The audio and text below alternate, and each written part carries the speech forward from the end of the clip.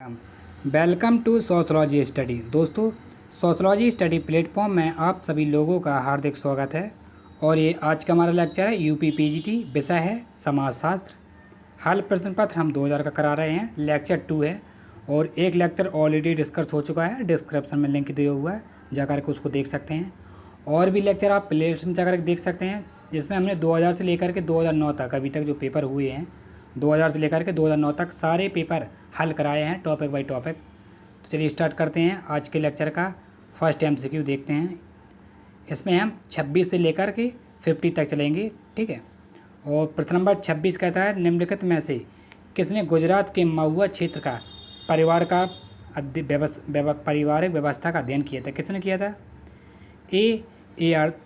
आई P Desai, B MS Ghurye, सी आपका KM Kapadia और D है ASI। किसने किया था? 26 का आंसर बताएं फटाफट, क्या हो जाएगा। और आई होप सभी लोगों ने इसका आंसर दे दिया होगा। इसका राइट आंसर है IP देसाई साहब ने, ठीक है। इन्होंने 1991 में जनगणना प्रतिवेदन के निष्कर्षों में अपनी सहभागिता करते हुए देसाई साहब ने एकांकी परिवारों की अपेक्षा संयुक्त परिवार पर अधिक जोर दिया था। और इन्होंने गुजरात के महुआ कस्बे का भी अध्ययन किया था, ठीक है। अगर प्रश्न में आए तो पूछा गुजरात के महुआ का अध्ययन किसने किया था, महुआ कस्बे का, तो आपका देसाई साहब ने किया था। और 27 प्रश्न पर चलते हैं। हिंदू उत्तराधिकार अधिनियम किस वर्ष पारित हुआ था? A 1929 में, B 1954 में, C 1955 में और आपका डी है 1956 में।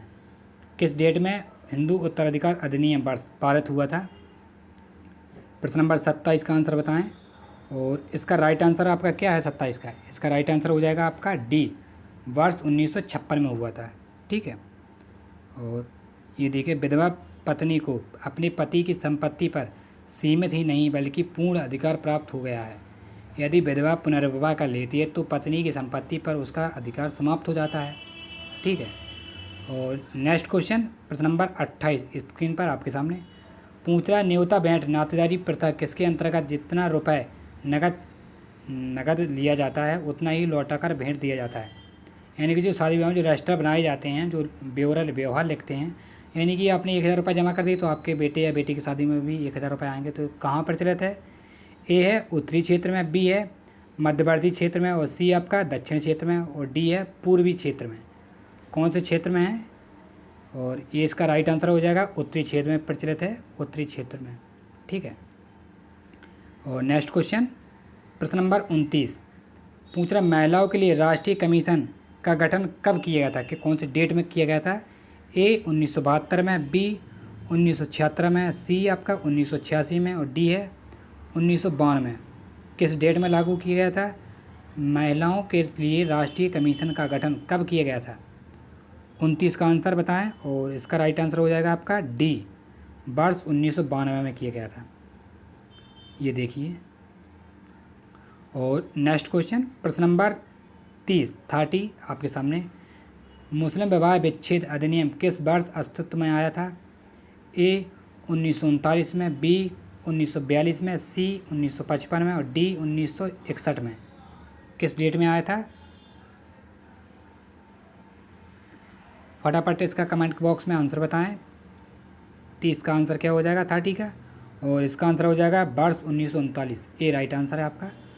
मुस्लिम विवाह विच्छेद जो है 1939 में मुस्लिम स्त्री को निम्नलिखित आधारों पर तलाक देते हुए छूट देता है, जैसे कि पत्नी भरण पोषण करने में असमर्थ, पति अगर भरण खाना पूर्ति करने में असमर्थ है और 7 वर्ष से अधिक जेल में हो, नपुंसक हो, पालन कुष्ठ रोग से ग्रसित हो, तो वो समान रूप से व्यवहार न करे, तो पत्नी होने पर तो वह ये कर सकता है। मुस्लिम विवाह विच्छेद उसको है 1939 के तहत। और नेक्स्ट क्वेश्चन 31 पूछ रहा, वर्ण शब्द का प्रयोग सर्वप्रथम किसने किया था? वर्ण शब्द का प्रयोग किस में होता है? ऋग्वेद में, पुराणों में, उपनिषदों में और स्मृतियों में। किस में है सर्वप्रथम वर्ण शब्द का प्रयोग? 31 का आंसर राइट बताएं। इसका राइट आंसर हो जाएगा ए, ऋग्वेद में, ठीक है। इसकी रचना ऋग्वेद में रचनात्मक बात करें तो 4000 ईसा पूर्व में माना जाता है। और नेक्स्ट प्रश्न, प्रश्न नंबर 32 आपके सामने स्क्रीन पर।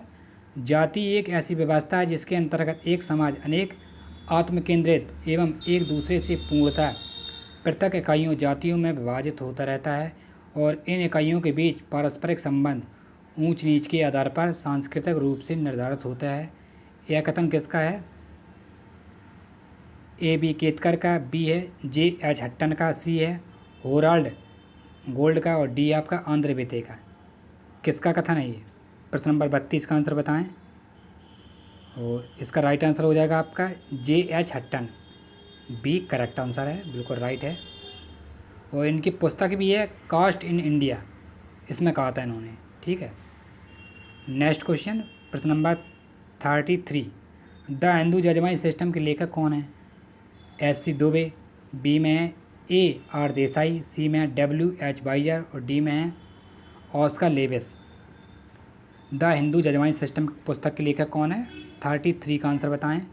और आई होप आप लोगों ने सभी आंसर सही दिया है। इसका राइट आंसर हो जाएगा सी, डब्ल्यू एच बाइजर ने दिया था, इस पुस्तक के लेखक हैं। और नेक्स्ट प्रश्न, प्रश्न नंबर 34 आपके सामने, अनुसूचित जाति शेड्यूल कास्ट शब्द का प्रयोग किसने किया था? किसके द्वारा किया गया था?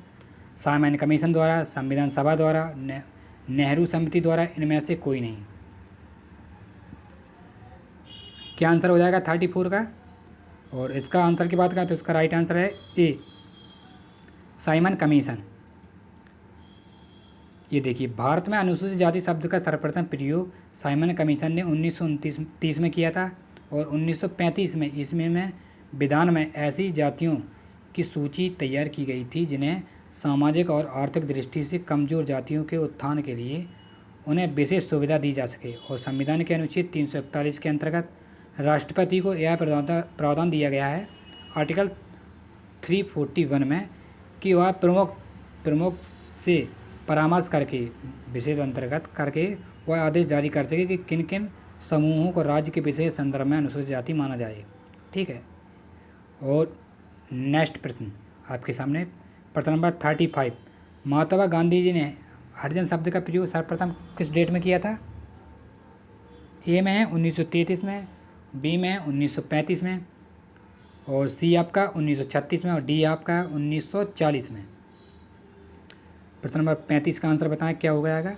और इसका राइट आंसर हो जाएगा आपका ए, प्रश्न नंबर 1933 में, 35 का ए राइट आंसर 1933 में किया था हरिजन शब्द का प्रयोग महात्मा गांधी ने। और ये आप पढ़ लेना, ठीक है। और नेक्स्ट प्रश्न पर चलते हैं। प्रश्न नंबर 36 पूछ रहा, भारतीय इतिहास के किस युग को स्त्री के लिए कलयुग कहा गया था? ए वैदिक काल, बी उत्तर वैदिक काल और सी आपका मध्यकाल, डी है आपका आधुनिक काल। कौन से काल में स्त्री जाति के कलयुग का काल कहा जाता है? प्रश्न नंबर 36 का आंसर हो जाएगा आपका सी, मध्यकाल को। मध्यकाल एक ऐसा युग था जो स्त्रियों के लिए बहुत ही बेकार था, दयनीय था। इस युग में प्रथा बाल विवाह को बढ़ावा मिला और विधवाओं का पुनर्विवाह समाप्त हो गया था और सती प्रथाओं को बढ़ावा मिला था। इसमें मतलब स्त्रियों के लिए कलयुग समान ही था मध्यकालीन युग। नेक्स्ट क्वेश्चन 37, सर्वप्रथम वैश्यवृद्धि का उल्लेख किस ग्रंथ में मिलता है? ए अर्थशास्त्र में, बी उपनिषद में, सी पुराण में और डी आपका मनुस्मृति में। किस में मिलता है? फटाफट आंसर बताना 37 का। क्या हो जाएगा 37 का आंसर? और इसका आंसर आप लोगों ने सही दिया है, एकदम करेक्ट है, पुराण में मिलता है, सी राइट आंसर है। वैदिक साहित्य में वैश्यवृद्धि के संस्थापक ढंग से एक व्यवस्था के रूप में भारत में उल्लेख है और पूर्वी ऐतिहासिक वैदिक काल में है गणित का वर्णन मिलता है और पुराण में मिलता है, ठीक है, साहित्य मसल पुराण में। और बौद्धकालीन युग की बात करें तो राजनीतिकियाँ एवं तथा बाजवालियाँ पाई जाती हैं और पौराणिक साहित्य में देवदासियों का उल्लेख आता है, ठीक है, मंदिरों में देवालयों को नाचने गाने का कार्य करती थीं। और नेक्स्ट प्रश्न 38 आपके सामने, प्राचीन ग्रंथ में से किसमें प्रथम बेरोजगारी के निवारण का विवरण मिलता है? ए वेद में, बी पुराण में, सी उपनिषद में और डी अर्थशास्त्र में। किसमें मिलता है? 38 का आंसर बताएं फटाफट। आई होप आप सभी लोगों ने राइट आंसर दिया है। इसका राइट आंसर हो जाएगा 38 का राइट आंसर हो जाएगा डी, अर्थशास्त्र में मिलता है। बेरोजगारी के निवारण का सर्वप्रथम उल्लेख चाणक्य ने किया था। इनकी पुस्तक है, बहुत ही मोस्ट इम्पोर्टेंट पुस्तक है, अर्थशास्त्र। ठीक है, बेरोजगारी व्यक्ति के कार्यहीनता की एक दशा अथवा स्थिति होती है। और नेक्स्ट प्रश्न आपके सामने 39 पूछा, the beggar problem in greater Bombay पुस्तक के लेखक कौन है? ए डॉक्टर एस कुमार पप्पा, और बी डॉक्टर सुनील चंद्र, सी डॉक्टर कोपातुन एच कामा, और डी डॉक्टर एम बी मूर्ति। 39 का आंसर बताएं। और इसका आई होप सभी लोगों ने आंसर राइट दिया है। इसका right answer doctor M B Murthy. और ये देखिए नेक्स्ट प्रश्न में चलते हैं। 14 आपके सामने पूछ रहा है, सामाजिक विघटन का मुख्य कारण सांस्कृतिक तथा संस्थागत विघटन है, यह कथन किस विद्वान का है? ए स्पेंसर, बी टाइनबी, सी आपका कालमैन हील, और डी है सोरोकिन। 14 का आंसर बताएं क्या हो जाएगा? और इसका राइट आंसर हो जाएगा डी सोरोकिन, एकदम राइट आंसर है। इन्होंने ही प्रमुख योगदान सामाजिक परिवर्तन और सामाजिक गतिशीलता के क्षेत्र में रहा है।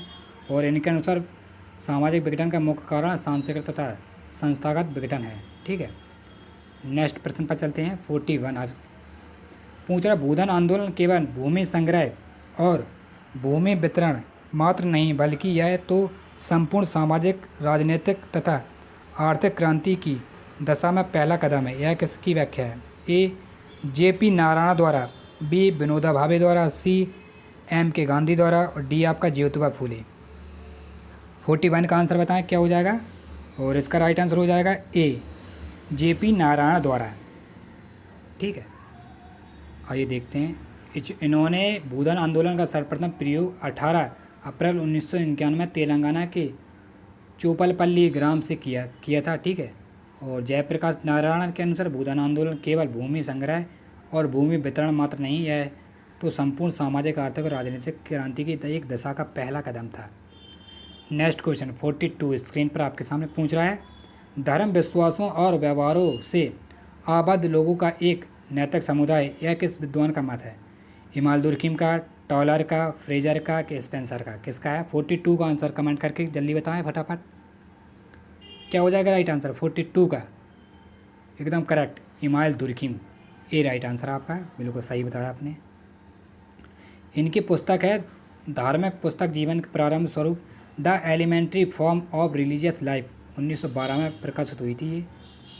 और नेक्स्ट प्रश्न 43 ग्रामीण शक्ति संरचना के परंपरागत स्वरूप एवं उनमें उत्पन्न वर्तमान परिवर्तनों को स्पष्ट करते हुए तंजौर जिले के श्रीपुरम गांव का अध्ययन किसने किया था?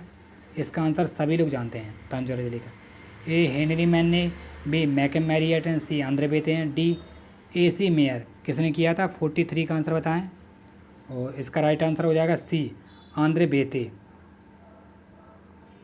ये देखिए आपका इसका राइट आंसर है आंद्रे बेते। ठीक है, और ए सी मेयर ये आपका रानी खेड़ा में किया था इन्होंने अध्ययन।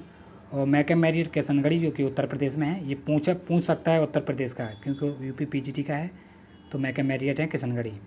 और आंद्रे बेते श्रीपुरम ये तंजौर जिला है। और ऑस्कर लेविस ये रानी खेड़ा गांव जो कि दिल्ली में है। ठीक है, और नेक्स्ट क्वेश्चन 44 आपके सामने पूछ रहा है, कौन सा कथन आंतरिक प्रव्रजन के संदर्भ में सत्य है? एक गांव को छोड़कर दूसरे गांव का निवासी बन जाना, बी अपने मूल नगर को छोड़कर दूसरे नगर का निवासी बन जाना, सी नगर से कहीं कारणों से दूर गांव में जाकर रहना, इनमें से सभी डी। कौन सा आंसर सत्य है? 44 का कमेंट बॉक्स में फटाफट आंसर बताएं। समय बहुत कम है और हमें तैयारी बहुत करनी है, तो बहुत जल्दी आप आंसर बताएंगे तो हम बहुत जल्दी आपका नेक्स्ट प्रश्न पर जाएंगे। इसका राइट आंसर हो जाएगा डी ए बी सी, ये तीनों आपके करेक्ट आंसर एकदम सही है। और नेक्स्ट प्रश्न पर चलते हैं। प्रश्न नंबर 45 पूछ रहा है, मरुभूमि विकास कार्यक्रम कब प्रारंभ हुआ था? वर्ष 1950 से 51 में, और बी में 1964 से 65 में, सी है 1974 से 75 में, और डी आपका 1977 से 78 में। कब प्रारंभ हुआ था? 45 का आंसर बताएं। और इसका राइट आंसर हो जाएगा आपका डी वर्ष 1977 से 78 में। ठीक है, और ये देखिए ये 77 से 78 में गुजरात गुजरात में, राजस्थान और हरियाणा के उष्ण मरुभूमि क्षेत्रों में प्रारंभ किया जाता है तथा 1995 और 96 में आंध्र प्रदेश और कर्नाटक के कुछ और जिलों में भी इस कार्यक्रम को शामिल किया गया था। ठीक है, जिसमें जल, भूमि, वनस्पति क्षेत्रों के लिए उत्पादन बढ़ावा मिलता है। और नेक्स्ट प्रश्न 46, सुधारक सेवाओं के केंद्रीय ब्यूरो की स्थापना कब हुई थी? ए 1950 में, बी 1991, सी 1955 में, डी 1961 में। किस डेट में हुआ था? 46 का आंसर बताएं फटाफट। और इसका राइट आंसर डी 1961 में। ठीक है, नेक्स्ट प्रश्न पर चलते हैं। 47 पूछा, निम्नलिखित में से किस कर्म का संबंध जीवन, वर्तमान जीवन व कर्मों से है? ए संचित, बी प्रारब्ध और सी आपका क्रियामान और डी इनमें से कोई नहीं। 47 का आंसर बताएं और इसका राइट आंसर हो जाएगा बी प्रारब्ध। ठीक है, ये देखिए आप पढ़ सकते हैं, 3 भेद माने गए हैं। सचित कर्म है और दूसरा है प्रबद्ध कर्म है और तीसरा संचयमान और क्रियामान। ठीक है, और नेक्स्ट प्रश्न पर चलते हैं।